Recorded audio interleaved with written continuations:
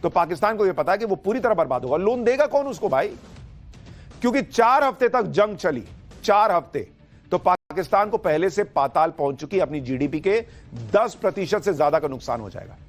इस वक्त पाकिस्तान की 40% आबादी गरीबी रेखा से नीचे पहुंच चुकी है।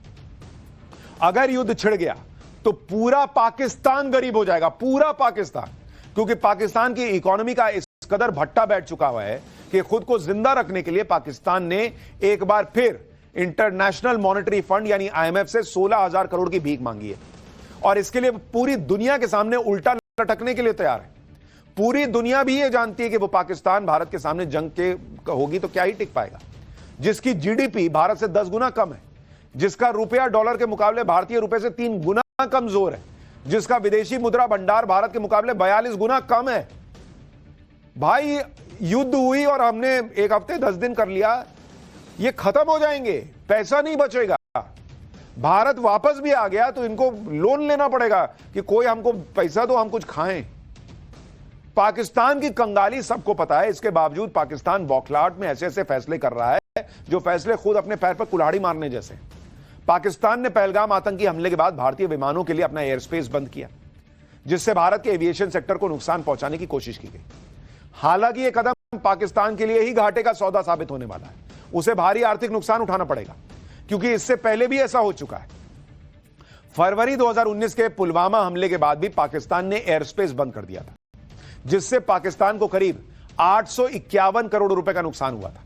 तब रोजाना करीब 400 उड़ानें प्रभावित हो रही थी, जिससे पाकिस्तान को बड़ा आर्थिक झटका लगा था। एक बोइंग विमान के उड़ान से पाकिस्तान को करीब 50,000 रुपए की आमदनी होती थी। बड़े विमानों के लिए शुल्क और ज्यादा होता है। सिर्फ ओवरफ्लाइट फीस से पाकिस्तान को रोज करीब 2 करोड़ रुपए का नुकसान हो रहा था। लैंडिंग, पार्किंग का शुल्क मिलाकर यह आंकड़ा करीब 2.5 करोड़ रुपए प्रतिदिन तक पहुंच गया था। पीआईए को अंतर्राष्ट्रीय रूट्स बंद होने और घरेलू रूट्स के समय बढ़ने से रोज करीब 4 करोड़ रुपए का नुकसान तब हुआ था। सीएए और पीआईए दोनों को मिलाकर पाकिस्तान को कुल 6.5 करोड़ रुपए रोज का नुकसान होता था, रोज का। अब भारत ने जैसे को तैसा वाला जवाब देते हुए पाकिस्तानी विमानों के लिए भारतीय एयरस्पेस को बंद कर दिया, जिससे पाकिस्तान को और नुकसान होने वाला है, क्योंकि अब तक के हवाई रूट के मुताबिक पाकिस्तान के जिन विमानों को इस्लामाबाद से मलेशिया की राजधानी कुआलालंपुर पहुंचने के लिए 5.5 घंटे लगते थे, अब पाकिस्तान के उन्हीं विमानों को नए रूट से कुआलालंपुर पहुंचने में 8.5 घंटे लगेंगे, यानी पहले की तुलना में 3 घंटे ज्यादा।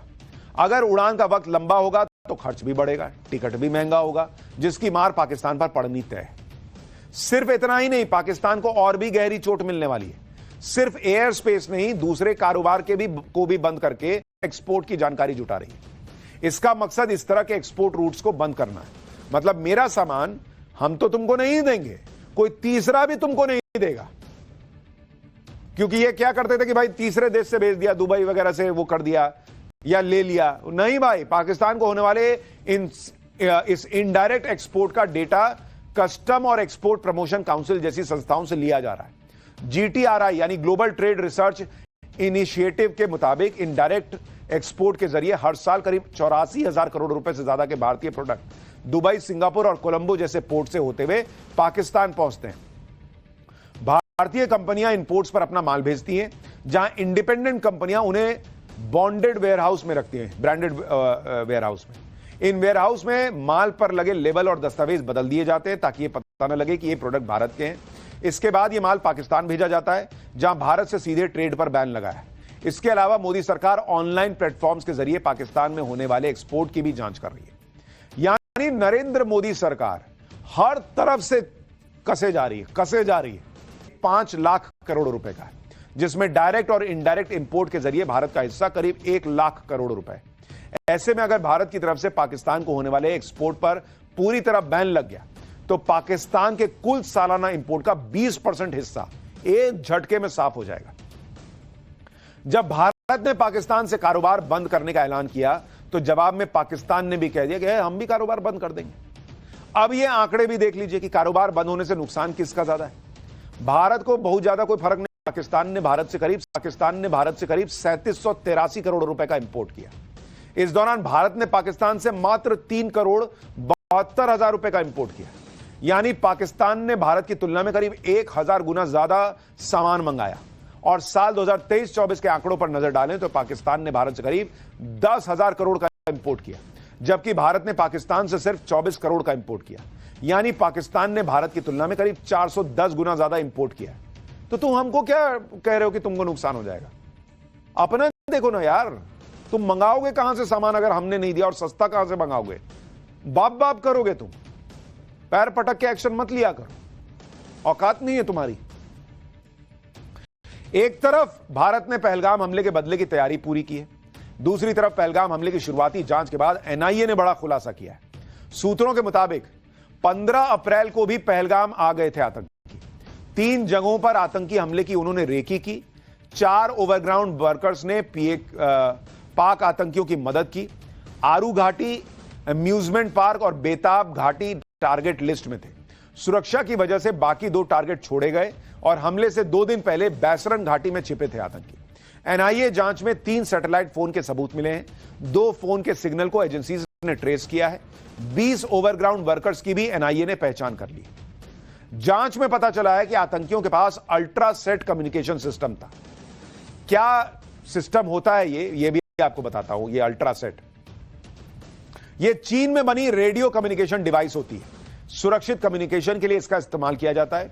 यह डिवाइस हाई इंक्रिप्शन और सिक्योर सिग्नल की तकनीक से लैस होती है। इस डिवाइस को मिल रहे सिग्नल को इंटरसेप्ट करना बहुत मुश्किल होता है। कश्मीर में सुरक्षा बलों से बचने के लिए आतंकी इस डिवाइस का इस्तेमाल करते हैं।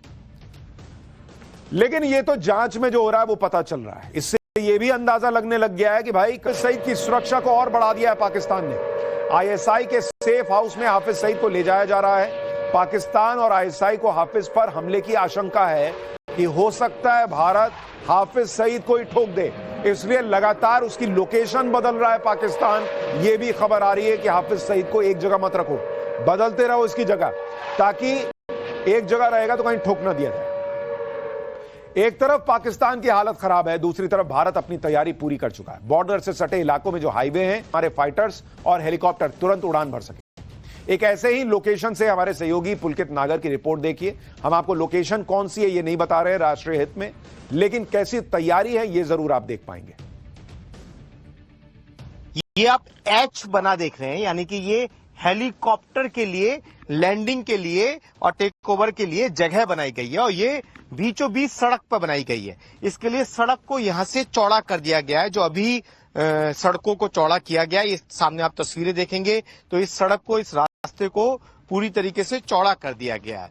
और यहाँ पर हेलीकॉप्टर को यहां से चौड़ा कर दिया गया है। जो अभी सड़कों को चौड़ा किया गया, ये सामने आप तस्वीरें देखेंगे तो इस सड़क को, इस रास्ते को पूरी तरीके से चौड़ा कर दिया गया है। और यहाँ पर हेलीकॉप्टर के लिए हेलीपैड बनाया गया है, ताकि किसी भी स्थिति में हेलीकॉप्टर को यहां पर उतारा जा सके। और आप चारों तरफ ये सड़कें देखेंगे तो इस पूरे पार्ट को चौड़ा कर दिया गया है। ये पूरा मेन एक हाईवे है,